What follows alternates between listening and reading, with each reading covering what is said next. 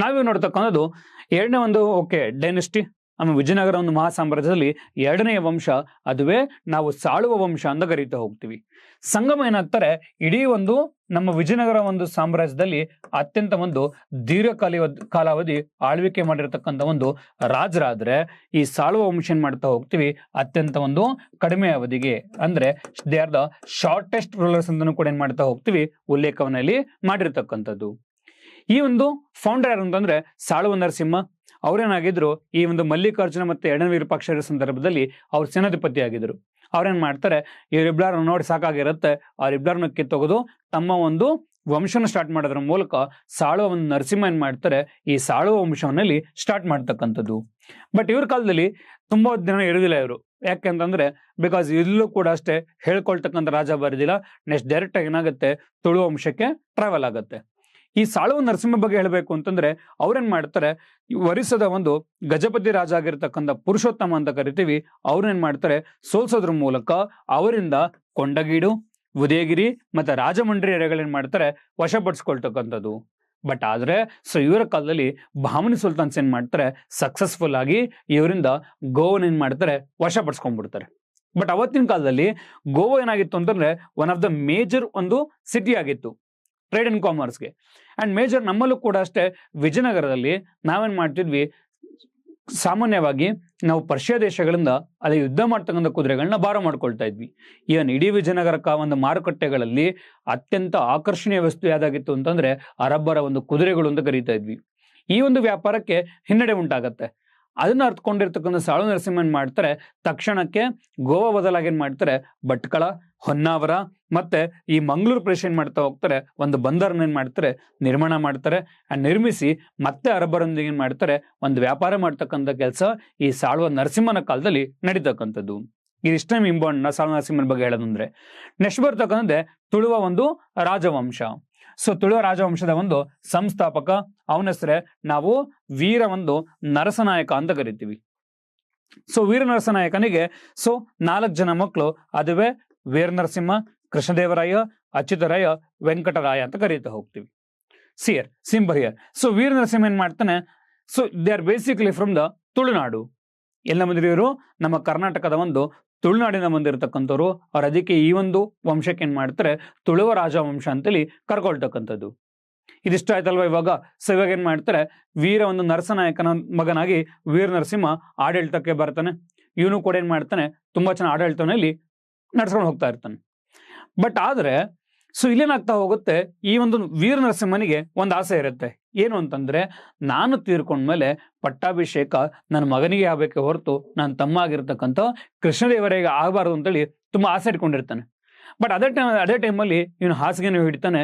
ಅಂತ ಸಂದರ್ಭದಲ್ಲಿ ಅವನ ಮಂತ್ರಿ ಆಗಿರ್ತಕ್ಕಂಥ ತಿಮ್ಮರಸು ಕರೀತಾನೆ. ತಿಮ್ಮರಸು ಕರೆದು, ಇಲ್ಲ, ನನಗೆ ನನ್ನ ಮಗನ ರಾಜ ಆಗ್ಬೇಕು ಅಂತ ಆಸೆ ಇದೆ. ನಾನು ಈಗಲೀಗ ಹೇಳ್ತಾ ಇದ್ದೀನಿ, ಕೃಷ್ಣದೇವರಾಯನ ವಿರುದ್ಧ ಒಂದು ದೇಶದ್ರೋಹದಿಂದ ಪಟ್ಟ ಹೊರಿಸಿ ಅವನ ಕಣ್ಣುಗಳನ್ನ ಕೀಳಿ ನಂಗೆ ಅವನ ಕಣ್ಣುಗಳನ್ನ ತೋರಿಸು, ನಾನು ಖುಷಿನ ತೀರ್ಕೊಳ್ತೀನಿ ಅಂತೇಳಿ ತನ್ನ ಒಂದು ಆಸೆ ವ್ಯಕ್ತಪಡಿಸ್ತಾನೆ. ಮಂತ್ರಿ ಅಲ್ವಾ, ಇಲ್ಲಿ ಏನೂ ಮಾಡೋಕ್ಕಾಗಲ್ಲ. ಬಟ್ ಆದ್ರೆ ಕೆಲವೊಂದು ಟೈಮ್ ಏನಾಗಿರುತ್ತೆ, ಅಧರ್ಮ ಆದರೂ ಕೂಡ ಇಲ್ಲಿ ಧರ್ಮದ ಒಂದು ನಿಲುವಿಗೋಸ್ಕರ ಇಲ್ಲಿ ಫೈಟ್ ಮಾಡ್ಲೇಬೇಕಾಗತ್ತೆ. ತಿಮ್ಮರಸು ಏನ್ ಮಾಡ್ತಾನೆ, ಅವನಿಗೆ ಗೊತ್ತಿರುತ್ತೆ ಇವಾಗ, ಇಲ್ಲ ಅವನ ಮಗ ಬಂದ್ರೆ ನೆಕ್ಸ್ಟ್ ಸಾಮ್ರಾಜ್ಯ ಅದೇ ಕಾರಣಕ್ಕೂ ಉನ್ನತಿ ಆಗೋದಿಲ್ಲ. ಬೆಟರ್ ಕೃಷ್ಣದೇವರಾಯ ಬರಬೇಕು ಅಂತೇಳಿ ತಿಮ್ಮರಸು ಏನ್ ಮಾಡ್ತಾನೆ, ಕೃಷ್ಣದೇವರನ ಜೊತೆ ಸೇರ್ಕೊಂಡು ಒಂದ್ ಸಣ್ಣ ಗೇಮ್ ಪ್ಲೇ ಮಾಡ್ತಾರೆ. ಏನು ಅಂತಂದ್ರೆ, ಅಣ್ಣ ಅಲ್ವಾ, ಬಿಡು ಖುಷಿನ ತೀರ್ಕೊಳ್ಳಿ ಅಂತ ಏನ್ ಮಾಡ್ತಾರೆ, ಅವನ ಕಣ್ಣುಗಳನ್ನ ಕಿತ್ತೋ ರೀತಿ ಏನ್ ಮಾಡ್ತಾರೆ, ನಾಟಕ ಮಾಡ್ತಾರೆ. ಹಿರೋಸಸ್ ಏನ್ ಮಾಡ್ತಾರೆ, ಕೃಷ್ಣದೇವರ ತನ್ನ ಬಟ್ಟೆಗೆ ಒಂದು ಕಣ್ಣಿಗೆ ಬಟ್ಟೆ ಕಟ್ಕೊಂಡು ಇಲ್ಲಿ ಓಡಾಡ್ತಾ ಇದಾರೆ. ಆ ಕಡೆ ತಿಮ್ಮರಸು ಏನ್ ಮಾಡ್ತಾರೆ, ಮಾರ್ಕೆಟ್ಗೆ ಹೋಗಿ ಮೇಕೆ ಅಥವಾ ಕುರಿಗಳ್ದು ಏನ್ ಮಾಡ್ತಾರೆ, ಕಣ್ಣ ತಗೊಂಬಂದು ಈ ಒಂದು ವೀರ ನರಸಿಂಹನಿಗೆ ತೋರಿಸ್ತಕ್ಕಂಥದ್ದು. ಆ ನಂತರದಲ್ಲಿ ವೀರ ನರಸಿಂಹ ತೀರ್ಕೊಳ್ತಾನೆ. ಆ ವೀರ ನರಸಿಂಹ ತೀರ್ಕೊಂಡಾಗ ಎಲ್ಲರೂ ಕೂಡ ಅಂತಾರೆ, ಇನ್ನೆಷ್ಟು ಕೃಷ್ಣದೇವರ ರಾಜ ಆಗ್ಬೇಕಿತ್ತು, ಅವ್ನ್ ಕಣ್ಣಿಲ್ಲ ಅನ್ಕೊಂಡ್ರೆ. ಬಟ್ ಆದ್ರೆ ಕೃಷ್ಣದೇವರ ಏನ್ ಮಾಡ್ತಾನೆ, ತನ್ನ ಬಟ್ಟೆಯನ್ನು ಕಣ್ಣುಗಟ್ಟಿನ ಬಟ್ಟೆನ ಬಿಚ್ಚೋದ್ರ ಮೂಲಕ ಏನ್ ಮಾಡ್ತಾನೆ, ತಾನೇನು ಅಂತ ಇಲ್ಲಿ ತೋರಿಸ್ಕೊಡ್ತಕ್ಕಂಥದ್ದು. ಅಂಡ್ ಅದ್ರ ಮೂಲಕ ನಮ್ಮ ಒಂದು ಕೃಷ್ಣದೇವರಾಯ ಏನ್ ಮಾಡ್ತಾರೆ, ಆಡಳಿತಕ್ಕೆ ಬರ್ತಕ್ಕಂಥದ್ದು. ಬಟ್ ನಮ್ಗೆಲ್ಲ ಗೊತ್ತು, ನಮ್ಗೆ ಇವತ್ತು ಈ ಕೆಂಪೇಗೌಡ ಅಥವಾ ಕೃಷ್ಣದೇವರಾಯ ಅಂತಂದಾಗ ಎಲ್ಲ ಒಂದ್ ಕಡೆ will go to the Rajkumar phase. ನಮ್ಗೊಂದು ರಾಜ್ಕುಮಾರ್ ಫೇಸ್ ಬಂದ್ಬಿಡುತ್ತೆ. ಬಿಕಾಸ್ ಕೆಂಪೇಗೌಡರು ಆ ಒಂದು ಇದನ್ನ ಅವ್ರ ತರಿನ ಯಾರು ಕೂಡ ನಮ್ಮ ಒಂದು ಕೃಷ್ಣದೇವರಾಯ ಅಂತಾರ, ಅವ್ರ ತರಿನ ಯಾರು ಕೂಡ ಮಾಡಕ್ಕಾಗಲ್ಲ. One of the finest actor in the world. ಯಾರು ನಮ್ಮ ಡಾಕ್ಟರ್ ರಾಜ್ಕುಮಾರ್ ಸರ್ ಅವರು. ಸೊ ಆದ್ರೆ ಒಂದ್ ತಿಳ್ಕೊಳ್ಳಿ, ಬಟ್ ಆದ್ರೆ ಕೃಷ್ಣದೇವರಾಯ ರಿಯಲ್ ಆಗಿ ನೋಡ್ಲಿಕ್ಕೆ ನಮ್ಮ ರಾಜ್ಕುಮಾರ್ ಅಷ್ಟು ಚೆನ್ನಾಗಿರ್ಲಿಲ್ಲ, ಗೊತ್ತಾಯ್ತು. ಯಾಕಂದ್ರೆ ಕೆಲವೊಂದ್ ಕಡೆ ಹೇಳ್ತಾರೆ, ಇಲ್ಲಿ ಟ್ರಾವೆಲ್ ಇವ್ರ ಕಾಲದಲ್ಲೂ ಕೂಡ ಕೆಲವೊಂದ್ ಕಡೆ ಟ್ರಾವೆಲರ್ಸ್ ಬರ್ತಾರೆ, ಅವ್ರು ಹೇಳ್ತಾರೆ ಎಂತ ಹೇಳ್ತಾರೆ ಅಂತಂದ್ರೆ, ಇಲ್ಲ ಅವರಿಗೆ ಸ್ಮಾಲ್ ಪಾಕ್ಸ್, ನಾವೇನು ಅಮ್ಮ ಅಂತ ಕರಿತೀವಲ್ಲ ಆತರ ಅಮ್ಮ ಆಗಿತ್ತು, ಅವರ ಮುಖದಲ್ಲೆಲ್ಲ ಕಲೆಗಳಾಗಿದ್ವು ಅಂತ ಅವ್ರಿಗೆ ಉಲ್ಲೇಖ ಮಾಡ್ತಾರೆ ಇಲ್ಲಿ. ಸೊ ಆ ರೀತಿ ಇರ್ತಕ್ಕಂಥದ್ದು. ಬಟ್ ನಾವು ಫಿಲ್ಮ್ ಅಷ್ಟು ರಿಯಲಿಸ್ಟಿಕ್ ಆಗಿ ತೋರ್ಸಕ್ಕಾಗಲ್ಲಲ್ವಾ, ಯಾಕಂದ್ರೆ ಕ್ಯಾಮ್ರಾ ಮುಂದೆ ಚೆನ್ನಾಗಿ ಬರಬೇಕು, and that is why so ಅದನ್ನೆಲ್ಲ ತೋರ್ಸಕ್ಕಾಗಿರಲ್ಲ. ಬಟ್ ಆದ್ರೆ ನಾವ್ ಇವತ್ತೂ ಕೂಡ ಅಷ್ಟೇ, ಬೇಕಾದ್ರೆ ನಮಗೆ ಕೃಷ್ಣದೇವರ ಹೆಂಗಿದೆ ಅಂತ ಗೊತ್ತಿಲ್ಲ, ನಾವು ಕೃಷ್ಣದೇವರ ಅಂತ ಹೇಳಿದಾಗ ನಮ್ಮ ಮುಖಕ್ಕೆ ಫಸ್ಟ್ ಬರೋ ಫೇಸ್ ಯಾರ್ದು, ನಮ್ಮ ಒಂದು ಡಾಕ್ಟರ್ ರಾಜ್ಕುಮಾರ್ ಸರ್ ಅವ್ರದ್ದು. ಅಂಡ್ ಅಷ್ಟೇ ಅಲ್ದೇನೆ, ಸೊ ಈ ಒಂದು ನರಸನಾಯಕನ ಒಂದು 2ನೇ ಮಗನಾಗಿ ಆಡಳಿತಕ್ಕೆ ಬರ್ತಾರೆ. ಯಾವಾಗ ಅಂತಂದ್ರೆ 1509 ಬರ್ತಾರೆ.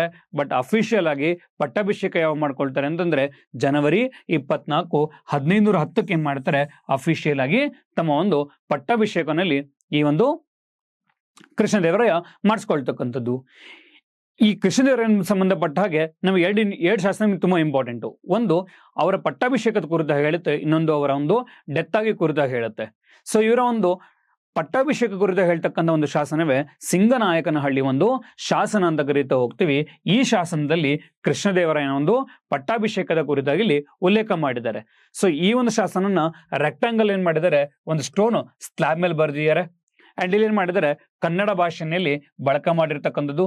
ಬಟ್ ಸ್ಪೆಷಾಲಿಟಿ ಹೆಂಗ್ ಗೊತ್ತಾ, ಇದು ನೀವೇನು ಬುಲೆಟ್ ಪಾಯಿಂಟ್ ಅಂತ ಕರಿತೀವಲ್ವಾ, ಅದೇ ರೀತಿಯಾಗಿ ಅಂದ್ರೆ ಪ್ರತಿಯೊಂದು ಲೈನು ಸ್ಟಾರ್ಟ್ ಆಗಿನ ಮುಂಚಿನ ಕಡೆ ಏನ್ ಮಾಡಿದ್ದಾರೆ 0 0 0 ಈ ರೀತಿಯಾಗಿ ಏನ್ ಮಾಡಿದ್ದಾರೆ ಬುಲೆಟ್ ಲೈನ್ ಆಗಿ ಯೂಸ್ ಮಾಡಿದರೆ ಒಟ್ಟಾರೆಯಾಗಿ 30 ಲೈನ್ಸ್ ಏನ್ ಮಾಡಿದ್ದಾರೆ ಈ ಶಾಸನದಲ್ಲಿ ಬರೆದಿರ್ತಕ್ಕಂಥದ್ದು. ಯಾವ ಶಾಸನವನ್ನ, ಸಿಂಗನಾಯಕನಹಳ್ಳಿ ಶಾಸನ. ಇದು ಕೃಷ್ಣದೇವರಾಯನ ಒಂದು ಪಟ್ಟಾಭಿಷೇಕ ಕುರಿತಾಗಿ ಹೇಳ್ತಕ್ಕಂಥದ್ದು. ಅಂಡ್ ನಂತರದಲ್ಲಿ ಇವ್ರೇನ್ ಮಾಡ್ತಾರೆ, ಅಕ್ಟೋಬರ್ 17, 1529 ತೀರ್ಕೊಳ್ತಾರೆ. ಅದು ಕೂಡ ಇಲ್ಲಿ ಏನೋ ಸಮಾಧಿನ ನಾವು ಪೆನುಗೊಂಡದಲ್ಲಿ ನೋಡ್ತಕ್ಕಂಥದ್ದು. ಇವತ್ತು ಕೂಡ ಪೆನುಗೊಂಡ ಫೋರ್ಟ್ಗೆ ಹೋದ್ರೆ where we can see the ಕೃಷ್ಣದೇವರಾಯನ ಒಂದು ಸಮಾಧಿ ನಾವಲ್ಲಿ ನೋಡಬಹುದಾಗಿದೆ. ಸೊ ಇಲ್ಲಿ ಬರ್ತಕ್ಕಂಥ ಒಂದು ಶಾಸನವೇ ಹೊನ್ನೇನಹಳ್ಳಿ ಶಾಸನ. ಇದುವರೆಗೂ ಕೂಡ ಅಷ್ಟೇ ಏನಲ್ಲಿ ಟಿಲ್ ಡೇಟ್ ಯಾವ್ದರ ಒಂದು ರಾಜನ ಒಂದು ಸಾವಿನ ಬಗ್ಗೆ ಉಲ್ಲೇಖ ಆಗಿರ್ತಕ್ಕಂಥ ಒಂದು ಶಾಸನ ಇದೆ ಅಂತಂದ್ರೆ ಅದು ಏಕೈಕ ಶಾಸನ, ಅದು ಕೂಡ ಹೊನ್ನೇನಹಳ್ಳಿ ಶಾಸನ. ಅದು ಕೂಡ ನಮ್ಮ ಕೃಷ್ಣದೇವರಾಯನಿಗೆ ಸಂಬಂಧಪಟ್ಟಿರ್ತಕ್ಕಂಥದ್ದು. ಅಂಡ್ ಈ ಒಂದು ಶಾಸನ ಏನಾಗಿದೆ, ಯಾವ ಭಾಷೆಯಲ್ಲಿದೆ, ಸೊ ಕನ್ನಡ ಒಂದು ಭಾಷೆಯಲ್ಲಿ ರಚನೆ ಆಗಿರ್ತಕ್ಕಂಥದ್ದು. ಎಸ್ಪೆಷಲಿ ಹೊನ್ನೇನಹಳ್ಳಿಯ ಒಂದು ಗೋಪಾಲಕೃಷ್ಣ ದೇವಸ್ಥಾನ ಅಂತ ಕರಿತೀವಿ, ಅದರ ಒಂದು ಉತ್ತರ ಭಾಗದಲ್ಲಿ ಇರ್ತಕ್ಕಂಥ ಒಂದು ಕಲ್ಲಿನ ಕಟ್ಟೆ ಮೇಲೆ ಈ ಒಂದು ಶಾಸನ ನಮಗೆ ಇಲ್ಲಿ ಸಿಕ್ಕಿದೆ. ಈ ಶಾಸನ ಸ್ಪೆಷಾಲಿಟಿ ಏನು ಅಂತಂದ್ರೆ, ಸ್ಥಳೀಯದವರಾಗಿರ್ತಕ್ಕಂಥ ತಿಮ್ಮಪ್ಪಣ್ಣ ನಾಯಕ ಅವ್ರೇನ್ ಮಾಡ್ತಾ ಹೋಗ್ತಾರೆ, ಈ ಒಂದು ತಿಮ್ಮಪ್ಪಣ್ಣ ನಾಯಕ ಮತ್ತೆ ಸುತ್ತಮುತ್ತ ಒಂದು ಹಳ್ಳಿಯ ಒಂದು ನಿವಾಸಿಗರು ಏನ್ ಮಾಡ್ತಾರೆ, ಈ ಹೊನ್ನೇನಹಳ್ಳಿ ಶಾಸನದ ಪ್ರಕಾರ ವೀರಪ್ರಸನ್ನ ಹನುಮಂತ ದೇವಸ್ಥಾನದಲ್ಲಿ ಪ್ರಾರ್ಥನೆಯ ಒಂದು ವೆಚ್ಚವನ್ನು ಭರಿಸ್ಲಿಕ್ಕೆ ಏನ್ ಮಾಡ್ತಾರೆ, ಪೂಜೆ ಸೌಕರ್ಯಗಳು ಮಾಡ್ಲಿಕ್ಕೆ ಆ ವೆಚ್ಚವನ್ನು ಭರಿಸ್ಲಿಕ್ಕೆ ಆ ಕೃಷ್ಣದೇವರಾಯ ಏನ್ ಮಾಡ್ತಾನೆ, ಹೊನ್ನೇನಹಳ್ಳಿ ಗ್ರಾಮವನ್ನ ಉಂಬಳಿಯಾಗಿ ನೀಡಿರೋದ್ರ ಬಗ್ಗೆ ಇಲ್ಲಿ ಉಲ್ಲೇಖ ಆಗಿದೆ. ಅಂಡ್ ಅಷ್ಟೇ ಅಲ್ದೇನೆ ಈ ಒಂದು ಶಾಸನದಲ್ಲೇ ಕೃಷ್ಣದೇವರಾಯನ ಒಂದು ಡೆತ್ ಬಗ್ಗೆನೂ ಕೂಡ ಏನ್ ಮಾಡಿದರೆ ಒಂದು ಉಲ್ಲೇಖವನ್ನಲ್ಲಿ ಕೊಟ್ಟಿರ್ತಕ್ಕಂಥದ್ದು. ಅಂಡ್ ಅಷ್ಟೇ ಅಲ್ದೇನೆ ನಾವು ಇಡೀ ಒಂದು ಕೃಷ್ಣದೇವರಾಯನ ಕಾಲಘಟ್ಟವನ್ನ ನೋಡಿ, 1510 1529 ಎಷ್ಟು ವರ್ಷ ಆಳ್ವಿಕೆ ಮಾಡಿದಲ್ಲಿ, ಇವಾಗ 19 ವರ್ಷ ಆಳ್ವಿಕೆ ಮಾಡಿದ್ದು. ಬಟ್ ಆದ್ರೆ 19 ವರ್ಷ ಆಳ್ವಿಕೆ ಮಾಡೋದ್ರಲ್ಲಿ ಇಡೀ ಜನರಲ್ಲಿ ಯಾರೂ ಕೂಡ ಮಾಡ್ಲಿಕ್ಕಾಗ್ಲಿಲ್ಲ ಅಂತ ಒಂದು ಒಳ್ಳೆ ಆಡಳಿತವನ್ನ ಈ ಕೃಷ್ಣದೇವರಾಯ ಕೊಡ್ತಾನೆ. ಅದಕ್ಕೋಸ್ಕರನೇ ಕೃಷ್ಣದೇವರಾಯನ ಒಂದು ಪೀರಿಯಡ್ ಅನ್ನ ಏನಂತ ಕರಿತೀವಿ, ದಕ್ಷಿಣ ಭಾರತದ ಒಂದು ಸಮ್ಮಿಲನ ಕಾಲ, ಸಾಂಸ್ಕೃತಿಕ ಒಂದು ಸಮ್ಮಿಲನ ಕಾಲ ಅಂತಾನು ಕೂಡ ಏನ್ ಮಾಡ್ತೀವಿ ಪರಿಗಣಿಸ್ತಕ್ಕಂಥದ್ದು. ಈ ವಿಜಯನಗರ ಸ್ಥಾಪನೆ ಆದಾಗ ದೆಹಲಿ ಅರಸರಾಗಿದ್ರು ಮೊಹಮ್ಮದ್ ಬಿನ್ ತುಗ್ಲಕ್ ಆಗಿದ್ರೆ, ಬಟ್ ಅದೇ ರೀತಿಯಾಗಿ ಕೃಷ್ಣದೇವರಾಯ ತಾನು ರಾಜ ಆದಾಗ ಯಾರು ಓಕೆ ದೆಹಲಿ ಆಡಳಿತರಾಗಿದ್ರು ಅಂದ್ರೆ ಅದುವೇ ನಾವು ಬಾಬರ್ ಅಂತ ಏನ್ ಮಾಡ್ತಾ ಹೋಗ್ತೀವಿ ಕರಿತಕ್ಕಂಥದ್ದು. ಇಲ್ಲಿ ನೀವು ಇನ್ನೊಂದು ಗಮನಿಸಬೇಕಾಗಿರೋದೇನು ಅಂತಂದ್ರೆ, ಮೊದಲ ಡೈನೆಸ್ಟಿ ಸಂಗಮರು ಮಾತ್ರ ಏನಾಗಿದ್ರು ಶೈವ ಧರ್ಮದರಾಗಿದ್ರು. ನಂತರದಲ್ಲಿ ಬರ್ತಕ್ಕಂಥ ಸಾಳುವ, ತುಳುವ, ಅರವೀಡು ಇವರೆಲ್ಲರೂ ಕೂಡ ಏನ್ ಮಾಡ್ತಾರೆ ವೈಷ್ಣವ ಧರ್ಮೀಯರಾಗಿದ್ರು. ಈ ಪಾಯಿಂಟ್ ತುಂಬಾ ಚೆನ್ನಾಗಿ ನೆನ್ಪಿಟ್ಕೊಳ್ಳಿ.